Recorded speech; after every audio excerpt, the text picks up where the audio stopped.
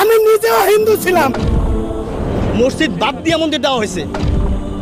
মন্দিরের ছবি কেন দিবে?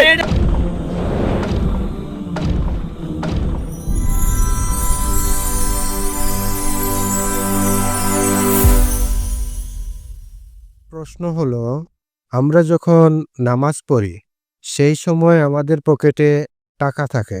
সেই টাকায় অনেক মানুষের ছবি থাকে, মন্দির থাকে, মূর্তি থাকে, আরো অনেক কিছুই। এমন টাকা পকেটে থাকলে আমাদের কি নামাজ হবে?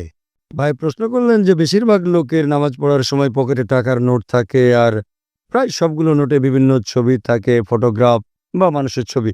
নামাজ পড়ার সময় টাকা থাকে পকেটের ভেতরে, মানি ব্যাগে। এ অবস্থায় সে নামাজ পড়ে, এটা কি শিরক? এ ব্যাপার নিয়ে চিন্তা করছেন, এটা কি হারাম? নামাজ পড়ার সময় পকেটে টাকা থাকা, এখন কোনো মূর্তিকে প্রণাম করা হারাম। টাকাটা মাথার সামনে রেখে তারপর যদি সিজদা দিলেন তাহলে সেটা হারাম, অথবা টাকাটা বুকের উপর রেখে নামাজ পড়লেন, এটা হারাম। কিন্তু টাকা যদি পকেটে রাখেন, এই পকেট কিন্তু পেছনের দিকে, সাধারণত পেছনে রাখেন, কিন্তু নিয়ত থাকাই গুরুত্বপূর্ণ নয়। টাকাটা মাথার সামনে রাখলেন, কিন্তু সেটা ইবাদত করা, এটা নিয়ত না, তারপরও সেটা হারাম।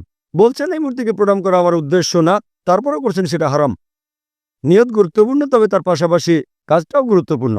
কিন্তু যদি টাকা রাখেন মানি ব্যাগে, বেশিরভাগ ক্ষেত্রে থাকবে পেছনে, পেছন দিকে কি ইবাদত করবে? ঠিক 1 নম্বর পয়েন্ট, এটা থাকে পেছনে। বুক পকেটে থাকলে হার্টের কাছাকাছি থাকবে। টাকা যদি না দেখা যায় তাহলে কোনো সমস্যা নেই। অনেক সময় হতে পারে কেউ হয়তো টাকা রাখলো বুক পকেটে, তারপর সে যখন সিজদা দিল তখন টাকাটা পড়ে গেল। এমন সময় শুধু সাবধান থাকবেন, টাকা তুলে পকেটে রাখবেন, সমস্যা নেই। এমন না যে নড়তে পারবেন না। আপনার সামনে ভুল কোনো কিছু হলে কেউ আপনার সামনে দিয়ে গেলে তাকে থামাতে পারেন। হাদিস বলছে দরকার হলে জোর করে থামাও। ঠিক যদি এরকম কোনো কিছু হয়, হতে পারে পকেটে ছিল আর সিজদার সময় পড়ে গেল একটা ফটোগ্রাফ, এবার প্যান্টের পকেটে রাখেন যেন আর না পড়ে, তাহলে প্রত্যেক সিজদায় আপনাকে ওঠানামা করতে হবে, একটু সাবধান থাকবেন।